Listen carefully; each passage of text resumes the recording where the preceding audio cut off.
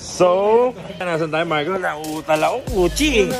Hindi ko rin alam, tol. Nasa main tracks kami. Brad, tingnan nyo, ito yung legendary CRX yan. So, ito yung nag-fastest all motor sa dati, manong. 10.21 seconds. So, 131 mph. Chop down CRX. Ganyan katindi yan, Brad. Ganyan, makikita ko na sa personal. Chop. Grabe. Chop down Honda CRX. Gagawin ko ito na sarili niyang episode, Brad. Kasi pangarap natin to. Ito yung unibody na yan. Na CRX na race car talaga yan. So, boss, ano yung engine niya ngayon?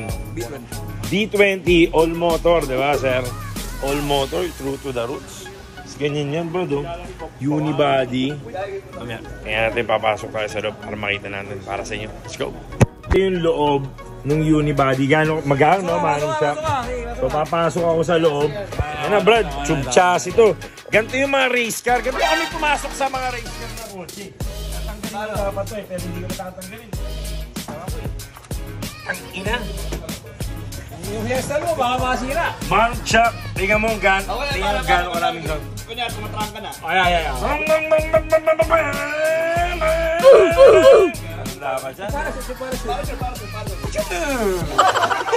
Parachute. Nasira sa parachute, Brad. So, ito.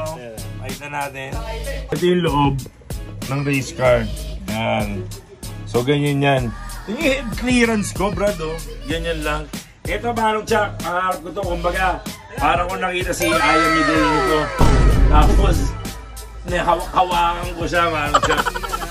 Hindi ko trip si Aya Midel talaga, Manong Chuck. Yan, oh. Race car. So, this is a full build race car. Honda CRX. Yan.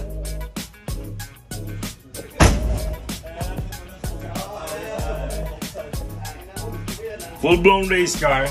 Yan na lang yung makikita nyo sa loob. Damn. So, ganyan kaliit. Ganyan kaiksi. Tapos, ito na yung gear niya. Ito na yung handbrake. So, burnout box. Yan na lahat. Race car. Walang aircon, Brad. So, pag lalabas ka ng racetrack, yan doon. Dapat natanggalin mo talaga ito eh. Pero dahil race car driver tayo, motherfucker.